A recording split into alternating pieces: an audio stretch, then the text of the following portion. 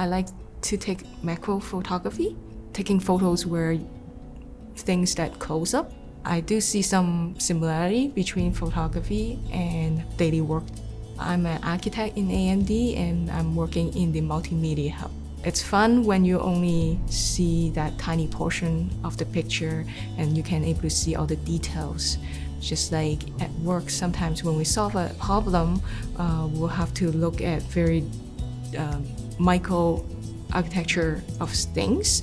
Working in AMD is a very good experience for me.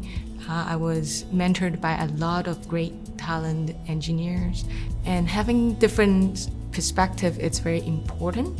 I've been working in AMD over 20 years, and within that 20 years, I've been multiple roles. So whenever I move from one role to another role, sometimes it's scary, but it's also excited because you're challenge yourself to work on those new problems. My advice to a younger engineer would be stay focused and also keep open mind. Looking at things at different angle will often give you different ideas and innovations. It's actually wonderful when you view the world through the lens and through different angles.